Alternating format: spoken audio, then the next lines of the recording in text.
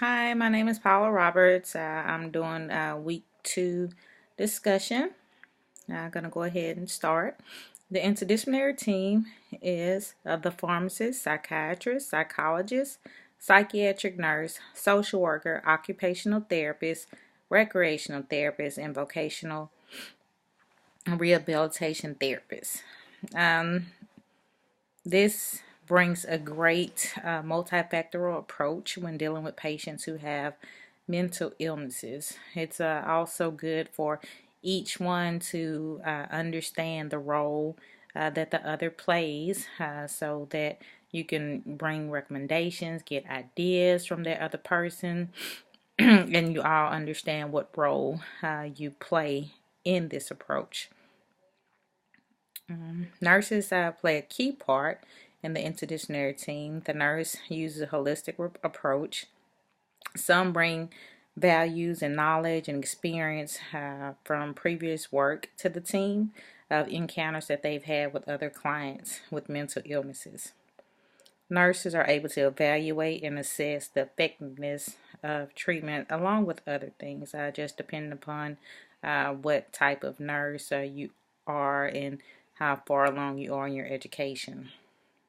The recreation therapist focus more so on getting the patient engaged in activities to enhance leisure time, which they may have a lot of time on their hand rather than having, even if it's voices, so that they can be engaged in activities to try to avoid time periods where they have a lot of time to think of negative situations. Vocational rehabilitation specialists assist the client with self progression in education or work environment. Definitely, education is the key, along with getting them out in society, getting them a job, because especially being that the homeless population is so big, and this will make them a more functional individual by having a better education and knowledge of what's actually going on with them. Occupational therapists assist with daily functional capabilities. Some may not need as much of this, but it's definitely still a key role in this interdisciplinary team. The social worker helps with the planning of the transitioning back into the community so that they know their sources that they have to depend on, support systems that are available. They can refer out if needed, make sure family is involved, and any just type of support system that they may possibly need so they won't end up possibly back in the hospital, jail, all of those different things. The social worker is definitely there to help with planning and transitioning. The psychiatrist is the physician who's responsible for diagnosing these patients with particular disease, which is a very key component because possible wrong diagnosis could mean possible wrong medication. And they also prescribe the medication. The psychologist assists with therapy, whether it's just a client or the family or group therapy. They also make sure that they evaluate each individual. So, and the psychologist and the psychiatrist, they definitely work hand in hand. They're doing evaluations, a little tests to see what actually is going on with the patient. And instead of medications all the time, exactly what they can do to help with group sessions or family sessions or one-on-one. Those help a lot of individuals, even individuals without having mental illnesses. Um, and that pretty much sums up the interdisciplinary team as far as the different ones that work together. But again, it's everybody. It takes everybody to come together to make sure that this client gets the best care that they could possibly have. Different approaches, different experiences that people may have to be able to bring to the table, and ensure that everyone is working together, collaborating together to make sure that this client gets the best care possible.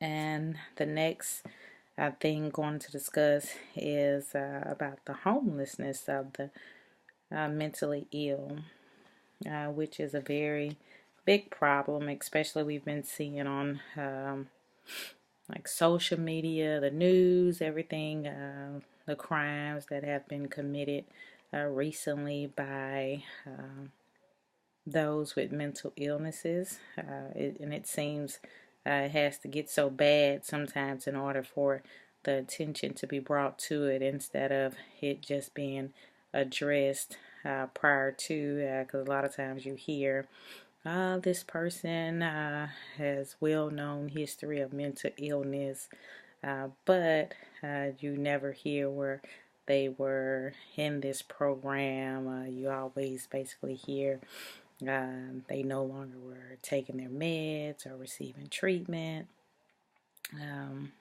And people that are mentally ill are actually sent to jail 4 times more often than those without a mental condition. So that's actually a topic of criminalization of mental illness. And those with mental illness also goes hand in hand with contributing to the homelessness population, because most of the time, once they're incarcerated, if they possibly did have a home, they no longer have a home when they get out. And they have different projects. PATH is one of them. It's called Projects for Assistance in Transition from Homelessness. Access to community care and effective services support. Providing housing is just, it's not the only fix to correct homelessness, because they still have to take their medications, stay in treatment programs, because if the mental illness is so severe that they're unable to function once they get that house or to pay the bills, then you're back at the same step where you actually began.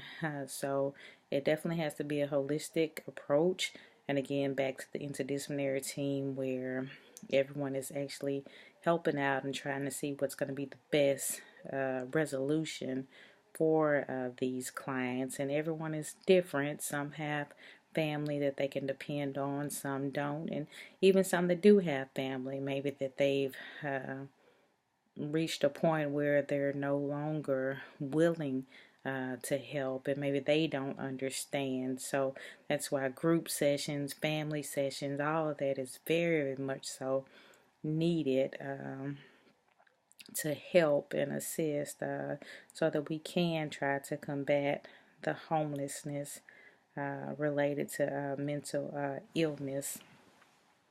And right now, I guess that's pretty much sums up my discussion that I had today.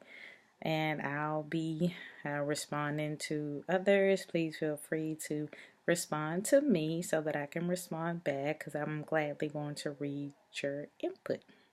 Thank you again. I'm Paula. Bye. Okay, now let me hit stop.